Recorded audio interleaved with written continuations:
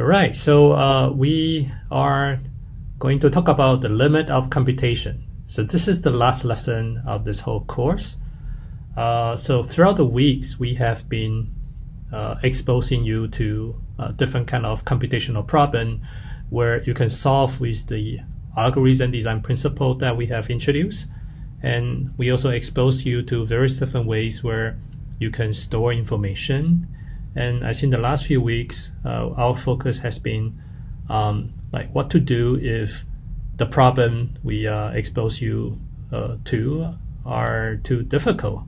You cannot solve it exactly, just like the project problem that we give you. So we have a different heuristic way of solving the problems. So I guess today our focus will be how do we put all this into a single perspective? How do we categorize all the problems into a correct bucket so we can actually know, given a particular problem, our correct strategies in handling them, right? So I think the key thing that we really will be focusing on is categorization. So we, again, will just review everything that we have done so far, but focusing on the final part, putting things in perspective. Okay, so this is the chart that you have seen before in week 3 when we first introduced complexity. We have exposed you to different kind of complexity, starting from the constant time execution, log, linear, combination of linear and log, polynomial, exponential, factorial. So I think back at that time, we have a very clear message, basically telling you that if you have a very fast computer, right? Once you go beyond the polynomial, you enter exponential or even factorial. There's very little you can do, even you have the quickest computer in the world. Okay, so essentially you can see that for any problem size that's beyond size 100, basically exponential type of problem will have 0 chance of being solved, and exponential actually blow up even faster, right? Just like the example of traveling salesman problem TSP has demonstrated. Even a size of 30 is enough to blow up your computer. Okay, so this is where the terminology of efficiency comes in. Right? So when we compare efficient versus inefficient algorithm, I think our very simple rule of thumb basically say that if a particular algorithm is efficient, usually what we mean is that this particular problem can be solved in polynomial time. So in other words, the general representation will be in the form of n to a power of k, where k is a constant, and hopefully this k is not too large. And the second class of the problem, where we basically say that it's impossible to be able to solve it efficiently, those are the problems where when you design an algorithm, the best you can do is to have an algorithm that's exponential, where if you look at the n, which is the size of the problem, you appear in the exponent. Or the problem can be factorial, right? So these are the two obvious cases where you can efficiently solve it. So we further expand this particular concept to define the problem class. So previous efficiency statement apply to the algorithm itself. But if the best that you can do for a particular problem, no matter how many algorithm trick that you play, you still cannot come up with a polynomial time algorithm. This is basically an indication that the problem is intractable. On the other hand, if you can actually come up with some clever design of the algorithm that can solve the problem with a polynomial time, then even you just have a very specialized algorithm for that purpose, we still consider that particular problem tractable. Okay, so one very important takeaway message over here I would like to highlight is that people have this misconception that if the problem is intractable, the problem must be very complicated. Sometimes it is the case, but it doesn't need to be so, right? So I will give you one very simple example. The problem is actually called prime factorization.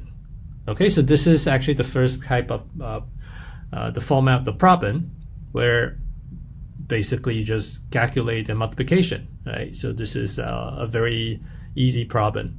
But it turns out if you reverse the problem, which means that suppose I give you the multiplied outcome, for example, in the previous case, it'll be 15, and I ask you to generate the factors. For small cases, it's easy to do, but for larger cases, it turned out to be very, very difficult. Okay, so this particular problem is what we call the prime factorization problem, or simply we just say that is a factoring problem. So for small numbers like 15, you may find it very straightforward, right? But how about this one, right? So this is a very large multiplication problem. Multiplication turned out to be, even for very large integers, turned out to be very, very easy, right? So if you want to actually do it on your computer, Python actually can already do it. You can set, for example, A to be the first number, B to be the second number, and in Python, you can simply just print out A times B.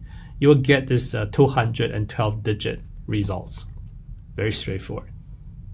Okay, so if I give you only this 212 digits of integers, I ask you to generate the prime factorization.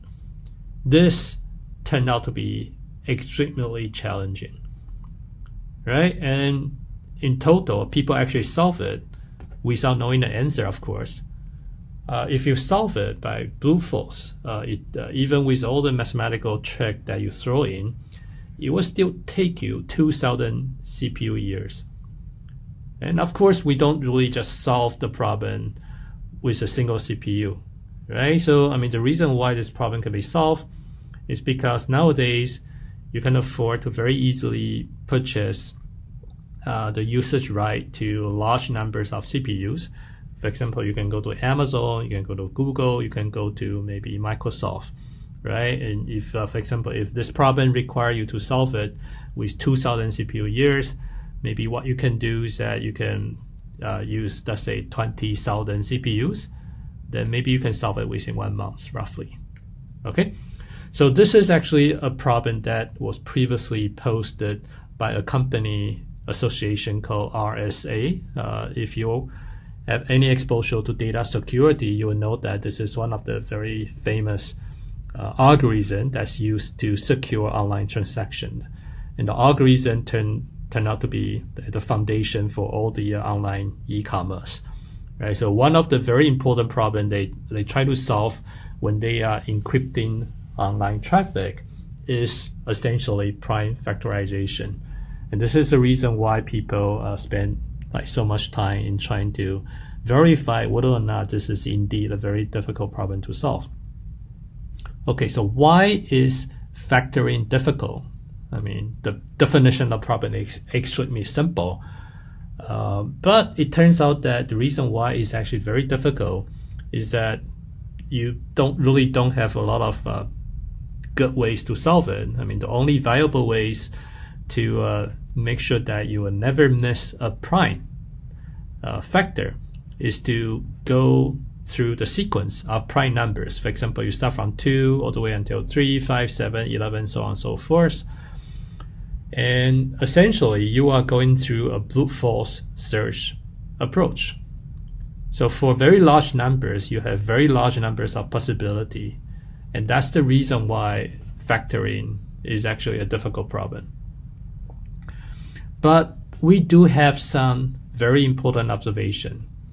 One very important observation over here is that although it's extremely difficult to solve the factoring problem, it turns out that with the known factor, the problem is simply a multiplication problem, and it can be calculated very easily. So to verify whether or not the factors that you provided actually solve the original factoring problem, I just need a fraction of a second, no matter how many digits you have. Even you have hundreds or even thousands of digits, solving a multiplication problem is almost instantaneously.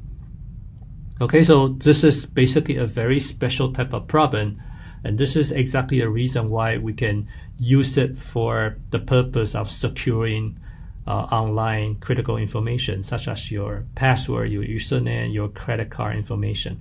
Because to actually recover the information, you will need to solve the factoring problem. But you can simplify the problem by providing, for example, a trusted third party, your factors, in which case verifying the solution will be very, very fast. Okay? So the second example, again, have very similar property, is what we call the subset sum problem. This is the problem that has been posted in one of the earlier weeks tutorial. Right? So this is a formal definition of the problem. We give you a set of integers. So you want to find a subset such that the summation of all the elements will be 0. Of course, you can generalize it a little bit. It doesn't need to be 0. It can be any number, but here, just for simplicity, we make it 0. And one numerical example is over here, right? So this is actually one example where solution exists, right? I mean, by just eyeballing this particular set, you can say that, okay, -3, -4, and 7, if you pick them, the summation will become 0. And of course, this is not the only solution. You can also find, for example, 5 -3 -2 is also another solution. Okay, so this is actually very easy to solve when the size of the problem is small. But again, if you want to generally solve this problem, particularly when the size becomes large, this is one of the problems where the only algorithm that guarantees that you will not miss a subset is exponential, because essentially you have to go over all the possible subsets, and we know that the numbers of subset for a set of n items is 2 to a power of n, because for each and every item you have the choice to include or not include in the subset. Okay, so if you want to check, right, whether or not the subset sum up to 0, so again the effort is up to n. So the overall complexity as a result is 2 to a power of n multiplied by n. So again, this is one example where solving the problem is extremely challenging. Except the brute force method, you don't have other better method to use. But if you want to verify the solution, which means that it gives you a subset, to verify the solution is actually linear time. Right? Because the content of the subset contains at most n items.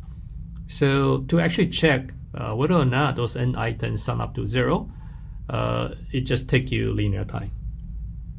Okay, so another example where it's very difficult to solve, or at least based on our current technologies, we cannot find better ways to solve the problem. But verifying the correctness of the problem turned out to be very, very simple.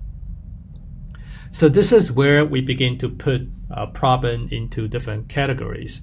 For the problem where you can very easily solve it by using polynomial time algorithm, we label this type of problem as the P class. P in this case represents polynomial. On the other hand, if the problem is difficult to solve but very easy to verify, we call this class of problem NP. So again, a common misconception is that NP represents non-polynomial, but it is not the case, right? So the formal name is non-deterministic polynomial. The reason why you have this particular name is pretty complicated mathematically, so we will not go into the detail. But if you're interested later, you can. There's a good video that summarizes this particular topic. I recommend you to go over. Right, you can wait until later slide. I will point you to the URL. All right, so this is basically the hierarchy of the problem, how problems are related to each other. So in the inner circle over here, this is the P class, where the problem are easily solvable, right? So in the previous lessons and in the previous slides, we have introduced two examples. One is the multiplication. Solving it is almost instantaneous, right? And then the sorting problem, again, even you use the most dumbest problem of the algorithm, it still take you n squared time. It's still polynomial. So we consider this kind of problem easily solvable. NP doesn't necessarily mean that they are difficult, right? Because you can see that NP over here is a greater circle that surrounds P. ONP means over here is the second part, right? When a problem is easy to verify, we call this problem NP. And of course, because of that, NP will include P as well. Because if you can easily solve a problem, you can also very easily verify that the solution is correct. And we have just introduced two such problem that's in the NP but not in the P, right? You have a solution, then I can check it for you very easily. But if you have no solution, there's no known polynomial algorithm that can solve it. So they will be in this space over here. Okay? All right. So here is the formal definition of the two different classes that we have just talked about. So if the problem is actually in the class of P, it basically means that we have known polynomial time algorithm to solve it. And here are some more examples. Closest pair problem basically means that you have like a list of n different numbers. You want to find the pair of numbers that are closest to each other. All right. So again, there's multiple ways you can solve it, but the most efficient way will be to sort the problem, sort the integer list first, and then you basically just start from the very first number. You go through each and every gap that you see, and that will be linear time after you sorted the list. So sorting itself take you n times log n, which is the reason why the closest pair problem can be solved pretty efficiently. Shortest path finding problem, again, this is another example where it's polynomial time, very important class of the problem, but you can solve it very efficiently. All right, the next example of the classification is NP. As talked about before, we didn't really emphasize on the aspect that this particular problem is difficult because to qualify as an NP problem, you don't really need to be very difficult. All that is actually required is that it's actually very easy to verify, right? So in this case, you can see that we have a lot of examples that we talked about before. You can factorize a big number into primes. We know that solving it is difficult, but this is not the reason why it is actually in the NP class. The reason why prime factorization problem is in the NP class is because it takes you only polynomial amount of time to verify it, right? Very easy to verify the solution. Subset sum, again, this is another example. It's not because it is difficult that we include it in the NP. The reason why it's in the NP is that the verification of the solution is in polynomial amount of time. Okay? So again, difficult to solve. I would say that this is optional, right? But easy to verify, this is required. Okay? So this is the second problem class called NP. And based on NP, actually, we have one additional class.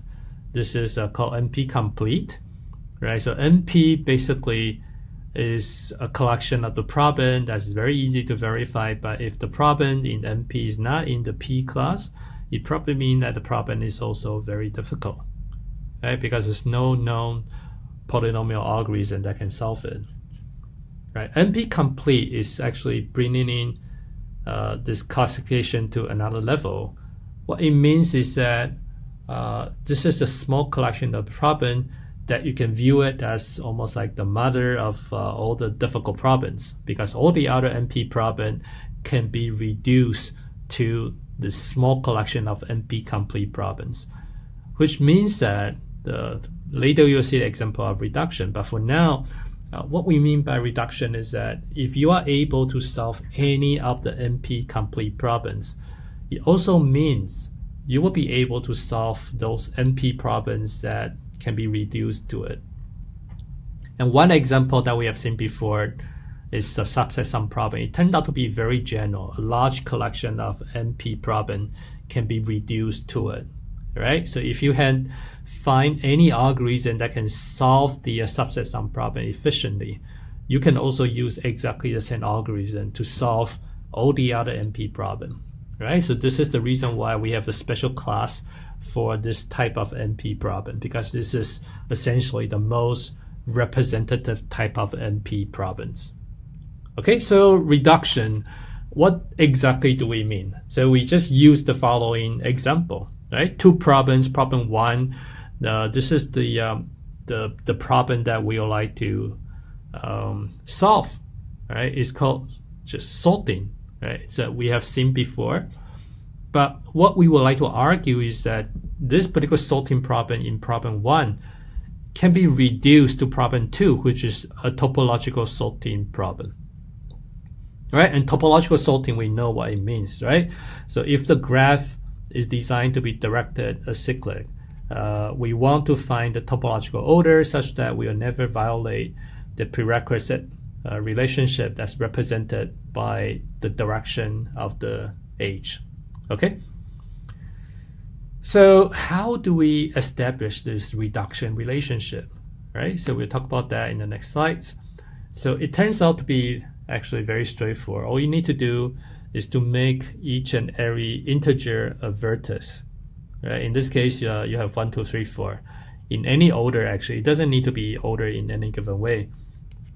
So what you do next is that you will establish the age from smaller numbers to larger number. For example, for number 1, as you can see from over here in this particular graph, you will have ages, directed ages connected to 2, 3, and 4.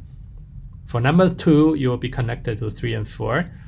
For 3, you'll be connected to number 4. And 4 is the largest number, so you connect to nobody. So if you have a graph like that, and you perform a topological sorting, then the only sequence you'll be able to generate is to start from the smallest number, because the smallest number have a directed link to everybody else. So nobody else will be able to be used in front of the smallest number, right? Once you have the smallest number, then the next number in line will be the second smallest number, because again, the second smallest number will be having a link, directed link to all the other number that's greater than this number, for example, this number 2.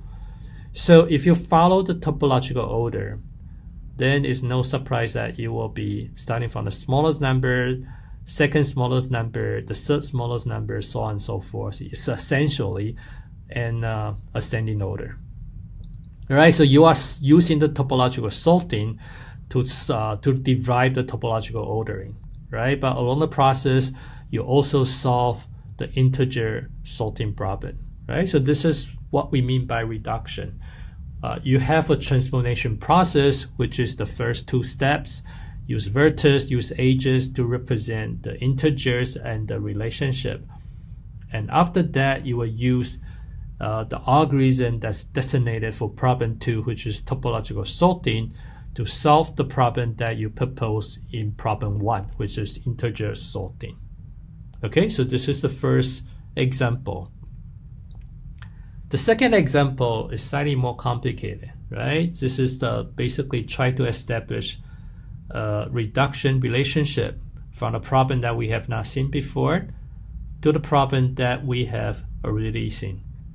Right? So this problem that we would like to reduce to is called Hamiltonian cycle problem. Very similar to the trailing salesman problem, but differs a little bit.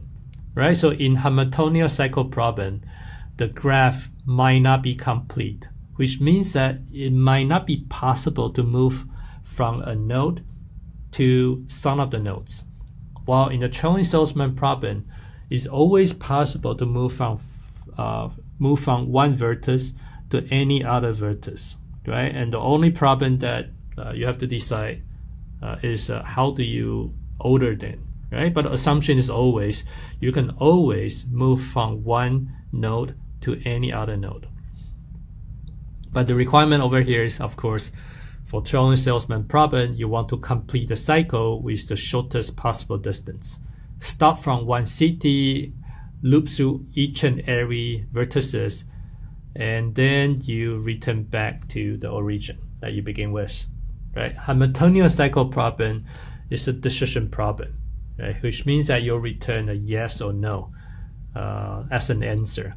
So what you want is basically given a graph that might not be complete, right? So I mean, some edges connecting some pairs of nodes may not be in existence. So which it potentially can make the graph isolate the incident part, which make it impossible to complete a cycle, right? So the real answer we want to derive as a result is that given any graph which may contain any type of connectivity, we want to see whether or not there's a cycle that goes through each and every node inside the graph exactly one time. Okay? So what we like to claim is that for this new type of problem called HCP, we can reduce it to TSP and then use the TSP algorithm that we already know of to solve the derived problem, the reduced problem. All right, so let's see how we can actually do it. So if we have a HCP, what it means is that the graph may be incomplete. Some vertices, they are not connected. So as a result, there's no weight in it, right? So what you do is that you can actually take the existing graph of HCP, right? And then all the existing edge, you assign weight of 1. And then after you have finished that, you actually complete the rest of the graph by connecting all the vertices that are not previously linked. But this time, because the edges that you try to connect, they are not the original edge, you will assign a weight of 2. Okay? To basically allow you to differentiate between the edges that already exist, which has the weight of 1, and the edges that you actually introduce to the graph, which is with the weight 2. You call this new graph a graph prime over here.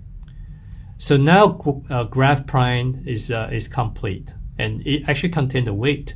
So you can actually execute any TSP algorithm you have on the this G prime, and which will give you a shortest path that will complete a particular cycle to visit each and every node inside the graph. So we say that after you obtain a solution for this TSP, you also solve the HCP problem you begin with, because all you need to do is that if, as you are finishing the TSP tool, you use only the edges that was actually inside the HCP graph, then it means that the length of the tool should be exactly n, right? Because for all the edges where is already inside the original graph, the weight is 1. And to connect n vertices into a tool, you need exactly n edges. So if the tool length is n, then basically this tool is a cycle that can be realized in the original graph.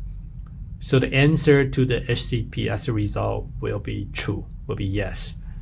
But if you look at the tool cost, tool length that's derived from the TSP algorithm operating on G prime, actually have a value that's greater than n. What it means is that along certain part of the cycle, you are utilizing some of the edges with weight 2, and those are the edges that doesn't exist in the original graph, right? But you know that your TSP algorithm is already doing its best, try to minimize the cost. So if you try to minimize the cost, you still cannot get rid of those age with weight 2. It means that in the original graph, you have no way to finish the tour. And as a result, your answer to the HCP will be false. Okay, so this is how you can actually reduce the HCP problem, which sounds like a new problem, into an existing problem that you have encountered before in the form of TSP. This is what we mean by having a problem that is NP complete, because every other problem you can efficiently convert them into the NP class of the problem, NP complete class of the problem.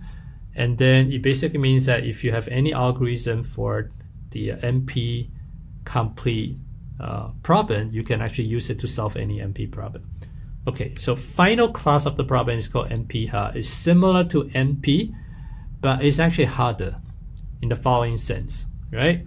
So again, remember the requirement, the most important requirement for NP is that you must have efficient way, more specifically polynomial time algorithm, to verify the solution. So if a problem is difficult and also at the same time is sometimes equally difficult to verify the solution, then we cannot say the problem is NP. But to just attach a category to it, just to indicate that this is at least as difficult as the most difficult NP problem, we call this type of problem NP hard. Right? So again, you can roughly say that for NP hard problem, you don't have polynomial time algorithm to solve it, at least not yet. You cannot think of any polynomial time algorithm to solve it. But at the same time, verifying the solution is also not in polynomial time. One example is any form of optimization problem where you don't have polynomial time algorithm, right? Because if you want to verify the correctness of the solution to the optimization problem, it basically means that you have to prove the solution that you are given is either the maximum or the minimum, right? Because the definition of the optimization problem basically means that you have one objective, you try to maximize or you try to minimize. One example is TSP, right? So we previously, when we introduced TSP, we say that this is an optimization problem because we want to minimize the length of the tool. And the constraint, of course, the requirement over here is that this particular tool must pass through each and every CT exactly one time. Okay? So we say that this particular problem is NP hard because if I give you a solution to TSP, essentially it's a tool. I will not know whether or not the tool is actually the optimal tool until I compare it against each and every known tool in this particular graph. And verification itself is actually also by pure elimination. So in this case, we know that the problem is difficult, but at the same time, verifying the correctness of the solution, any given solution, is also very difficult. It's also by brute force only. So solving the problem take you factorial time. Verifying the solution also take you factorial time. As a result, we cannot really say that the problem is NP, but we know that this particular problem doesn't have any known polynomial time algorithm that guarantee will always solve it. So we know that this particular problem is at least as hard as the hardest NP problem, right? That's the reason why we call it NP hard. Okay, and this is not the only example. Chern-Saltzman problem is one example. There are a large collection of other graph problem that's also very difficult. For example, graph coloring problem. This is a classical problem that's used in, again, can be generalized to solve a lot of real-world problem. But the definition, again, of the problem is actually very simple. Right? You essentially imagine that you use, for example, a different color to try to color, let's say for example, you're given a world map, right? And for every country, you want to color it with a color that's different from the neighboring nation, right? And the problem over here is that, so find the different ways to fill in the color such that the total numbers of color that you use will be minimum. So again, it turns out that this is a very difficult problem. And again, I give you a particular coloring scheme over here. You will not know whether or not it's actually minimum, because unless you compare to all the other alternative, which again, the pure illumination will take you vectorial time. Unless you actually compare to each and every coloring scheme, you don't really know whether or not the given solution is actually correct. And as a result, this is NP hard. So if you are interested in looking at like some other difficult problem that exists in the graph domain, you can actually just follow this particular website over here that give you a pretty good summary about like really the difficult problem that we are facing. Okay? All right. So the final part of today's lesson is to answer this question, whether or not P equals NP. Right? So again, the reason why we still put a question mark over here is because recall the definition of P and NP. P simply means that the problem exists a known polynomial time algorithm to solve it. NP, right, as we defined it, doesn't mean that is the opposite of P, right? NP only says that it's easy to verify the problem. And this is where the question mark emerges, right? P basically means that it's easy to solve the problem. NP means that it's actually easy to verify the problem. So our ultimate question over here is that if the problem turned out to be easy to be verified, can we also solve it easily, right? And this is the reason why we have this question mark over here. We don't know if it is the case. We don't really know whether or not this is the case. This turned out to be one of the 7 mysteries in modern mathematics, right? And you actually have a prize attached to it. It's called Millennium Prize Problem. If you manage to solve this problem, you can earn $1 million, right? And some of the problem over here has been solved already, right? But P versus NP is still one of those problems that people are still trying to figure out how to actually solve it exactly.